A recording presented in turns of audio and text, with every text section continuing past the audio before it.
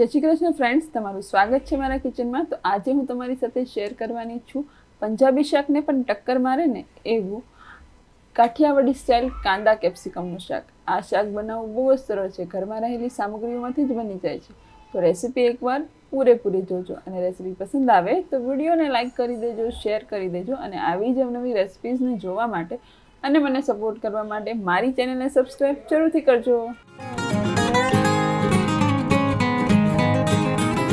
તો સૌપ્રથમ લોઢીની અંદર 2 થી 3 મોટી ચમચી જેટલા સિંગદાણાને શેકી લઈશું અને સરસ એવા શેકાય છે ને ત્યારબાદ એને ખાયણી દસ્તામાં ઉમેરી દઈશું. ત્યારબાદ આપણે 4 મોટી ચમચી જેટલું તેલ ગરમ થવા મૂકી દીધું. એની અંદર રાઈ જીરું, જીરું અને 1 નાની ચમચી જેટલી લસણની ઝીણું કટ કરીને એક તીખું મરચું લેવાનું, એને સ્લાઇસ કરીને એડ કરી દેવાનું અને એડ થઈ જાય એટલે એક નાનું કેપ્સિકમ અને એક મીડિયમ સાઇઝના કાંદાને આવી રીતે સ્લાઇસમાં કટ કરીને બધું જ અહીંયા એડ કરી દેવાનું છે અને 1 થી 2 મિનિટ માટે ચલાવતા રહીને સાતળી લેવાનું છે. હલકો કલર ચેન્જ થાય, હલકું સોફ્ટ થાય ત્યારબાદ એની અંદર 1 નાની ચમચી જેટલી હળદર, સ્વાદ પ્રમાણે મીઠું એડ કરીને ફરી મિક્સ કરી લેવાનું છે. તો છે ને એકદમ સિમ્પલ ઇન્ગ્રીડિયન્ટ્સ. તો આવી રીતે સરસ કેપ્સિકમ ને કાંદા જે છે ડુંગળી મતલબમાં સરસ સતળાઈ જાય ત્યાં સુધી આપણે એને ચલાવતા રહેવાનું છે અને ગેસની ફ્લેમ જે છે એ મીડિયમ રાખવાની છે.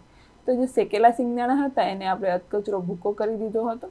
તો હવે આપણે એને આ સમયે એડ કરી દેવાનું છે. જ્યારે આપણે કાંદા અને કેપ્સિકમ છે ને હલકા શેકાઈ ગયા છે અને કહેવાય ને કે 50 થી 60% જેવું એ સતળાઈ ગયા છે. તો સોફ્ટ થઈ જાય ત્યાં સુધી આપણે ફરી એને સરસ એવા શેકાય છે ને ત્યાં સુધી આપણે એને શેકી લેવાના છે સિંગદાણા સાથે. તો હવે આપણે શાકમાં ટ્વિસ્ટ આવે અને સરસ એવો રસો થાય ને એની માટે આપણે 1 મોટી ચમચી જેટલો ચણાનો લોટ એડ કરી દઈશું અને ચણાના લોટને કાંદા અને કેપ્સિકમ સાથે જ સરસ સાતળી લેવાનો છે એટલે એની કચાશ જતી રહે અને સરસ એવો શાકનો રસો થાય અને એનો ટેસ્ટ પણ સારો આવે. તો હવે અહીંયા આપણો ચણાનો લોટ જે છે એ સરસ સતળાઈ ગયો ને એટલે આપણે 1 મોટી ચમચી ભરીને મરચું અને ધાણા જીરું એડ કરી દીધું. આ જે છે એ તમારા સ્વાદ પ્રમાણે એડ કરી શકો છો. તો હવે તમે જોઈ શકો છો મસાલા એ બળી ન જાય એની માટે હું 2 થી 3 ચમચી જેટલી છાશ એડ કરીશ અને આપણે જે મસાલા છે એ સરસ એવા શેકાઈ ગયા છે.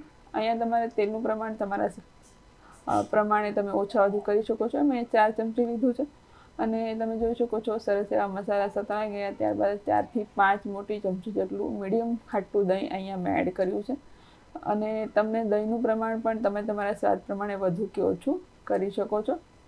તો હવે દહીં એડ કરી દીધા બાદ આપણે સરસ એવું એને મિક્સ કરી લેવાનું છે. તમે અહીંયા રસો તમારે કેટલો ઘાટો કે જેટલો જોતો હોય એ પ્રમાણે અહીંયા દહીંને એડ કરવાનું. છાશ એડ કરવી તો છાશ એડ કરવાની અથવા તો તમારે અહીંયા થોડું પાણી એડ કરવું હોય તો પાણી એડ કરવાનું અને રસો તમારી રીતે એડજસ્ટ કરી લેવાનો. તો અહીંયા મને રસો થોડો એકદમ ગાઢો લાગ્યો હતો, થીક લાગ્યો હતો તો હું થોડું પાણી એડ કરીને રસો એડજસ્ટ કરી લઈશ, મીડિયમ થીક રાખીશ અને જ્યારે ઠંડુ થશે ને એટલે થોડું વધારે જાડું થઈ જશે. એટલે આવી રીતે નહીં પતલું કે નહીં જાડું એ રીતનો રસો રાખવાનો અને થોડી વાર માટે એને ગરમ કરી લેવાનો. એટલે તમે જોઈ શકો છો આ રીતનો રસો થઈ ગયો છે અને જ્યારે ઠંડુ થશે એટલે વધારે એ ઘાટો થઈ જશે. એટલે હવે આપણે ગેસની ફ્લેમને બંધ કરી દેવાની. તો તૈયાર છે 5 જ મિનિટમાં બની જાય એવું પંજાબી શાકને પણ ટક્કર મારે અને સ્વાદથી ભરપૂર એવું આપણે આ કાંદા કેપ્સિકમનું શાક. તો તમને આજની આ રેસીપી કેવી લાગી કમેન્ટમાં જણાવજો અને જો રેસીપી પસંદ આવી હોય તો વિડીયોને લાઈક કરી દેજો, શેર કરી દેજો અને આવી જ અવનવી રેસીપીઝ જોવા માટે અને મને સપોર્ટ કરવા માટે મારી ચેનલને સબસ્ક્રાઈબ જરૂરથી કરજો.